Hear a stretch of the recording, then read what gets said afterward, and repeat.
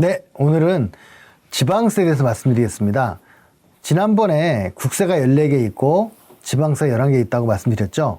그래서 지방세 종류가 조금 더 국세보다는 적은데요. 액수도 상대적으로 적죠. 전에 말씀드린 것처럼 대체적으로 국세가 한 75 정도 되고 지방세 25 정도 됩니다.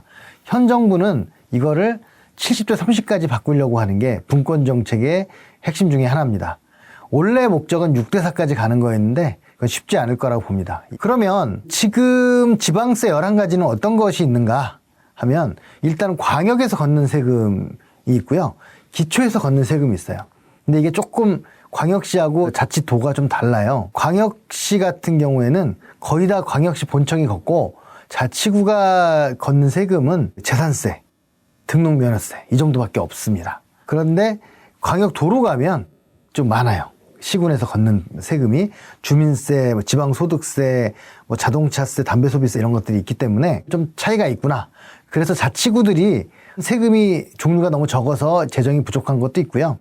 그리고 사실은 그 특광역시에서는 특광역시 본청이 거의 다 해주죠. 도로부터 시작해서 거의 다 하기 때문에 자치구가 할 일은 청소 정도와 이제 복지 정도가 이제 대부분을 차지합니다. 그래서 그런 차이가 있구나 이렇게 생각하시면 되고요. 그 세금의 종류를 보면 제일 큰 거는 취득세예요. 취득세가 보통 전체 지방세의 한 30% 정도 된다고 보시면 돼요.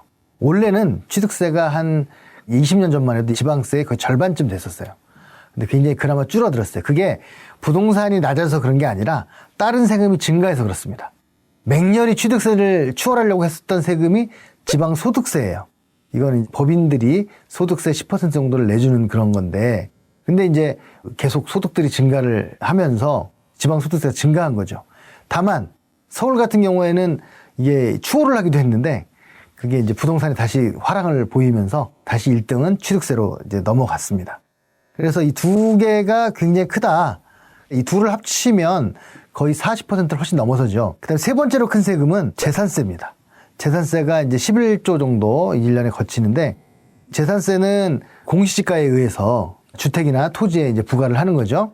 그런데 지금 이제 공시지가가 많이 올라가면서 재산세도 좀 많이 증가를 하고 있습니다. 예를 들면 재작년 2019년도 같은 경우에는 공시지가가 8% 정도 올랐고요. 2020년에도 그 정도에 준하는 것으로 오른 것으로 추측이 됩니다. 공시지가가 사실은 실제로 주택 가격에 비해서 반영률이 아직은 60% 정도밖에 안 되기 때문에 계속 올리면 세금이 또 크게 증가할 예상으로 지금 되어 있습니다. 그 다음 네 번째가 이제 자동차세. 자동차세 같은 경우에도 액수가 큰데요. 근데 자동차세의 문제는 뭐냐면 이 중에 주행분은 이제 유가보전금이 많이 있기 때문에 사실은 어차피 다 나눠줄 돈, 우리 세금이 아니라고 주장하는 지자체들 꽤 많아요. 그래서 논쟁이 있는 거고요. 그리고 이제 그 다음이 지방소비세죠. 이게 국세, 부가가치세에서 걷는 세금 21%를 지방으로 가져오는 거기 때문에 이 액수도 이제 8조를 넘어섰습니다. 그래서 만만치 않은 액수가 되겠죠. 그 다음으로 큰 거는 지방교육세가 조금 적은 규모로 존재합니다. 이 지방교육세는 따로 걷는 게 아니라 목적세로 해서 추가적으로 걷는 거죠. 다른 세금에 대해서. 특히 주세와 담배세에서 한 거의 지방교육세의 60, 70%가 나와요. 그래서 제가 농담 반 진담 반으로 왜 우리의 교육을 술과 담배에서 그걸 가져오느냐 하고 제가 좀 문제가 많은 거 아니냐라는 비판을 하기도 합니다. 이 세금들이 주된 세금들이고요. 나머지 되게 작아요. 담배 소비세도 3조밖에 되지 않습니다. 근데 담배 때문에 걷는 세금이 한 12조가 넘거든요. 그러면 나머지 무엇일까?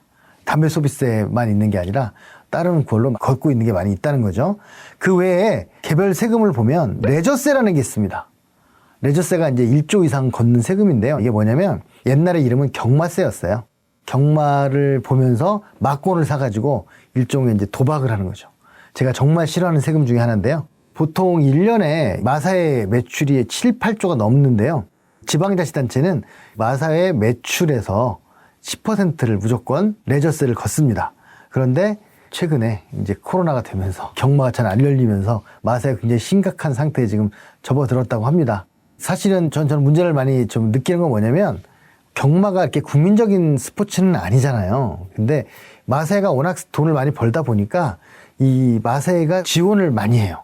그래서 지방에 말 관련 예산을 많이 씁니다. 근데 그게 마사의 지원이 있을 때나 유지가 되지 마사의 지원이 없으면 유지가 되겠습니까? 저는 이 레저세가 우리가 잘 모르고 들으면 레저를 즐기면서 내는 세금으로 이해가 되지만 사실 도박세인 거죠. 그래서 도박에서 나오는 재정이 한 20조가 넘는데요. 그중에 이 경마 관련한 레저세가 가장 크다. 이렇게 좀 볼 수 있습니다. 그 외에 또 작은 세금으로는 지역자원시설세라는 게 있어요. 이게 온재력발전소라든가 뭐 이런 지역의 자원시설에서 나오는 세금을 걷는 건데요.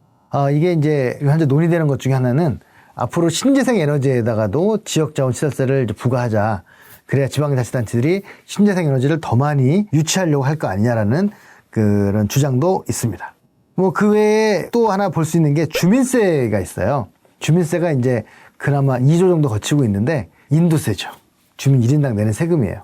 그래서 사실 저희도 잊어먹고 안 내는 경우도 많지만 1인당 뭐 몇천 원부터 시작해서 한 2만 원까지 내는 지자체들이 많이 있는데요. 이 주민세도 세목 중에 하나로 되어 있습니다. 그래서 예전에 이제 서울시 같은 경우는 몇 년 전에 이 주민세 같은 경우는 좀 지역에서 한번 참여해서 어디다 쓸지를 결정하는 그런 참여 예산의 대표적인 예산을 쓰자 이런 주장도 있었습니다. 이렇게 해서 이런 세금들이 지방세라고 이제 볼 수가 있고요. 이 지방세들은 지자체로 이제 광역으로 기초로 돈이 가고 광역으로 간 돈은 그렇게 거둔 지방세의 23%, 22% 정도를 또 기초에 조정 교부금으로 주죠.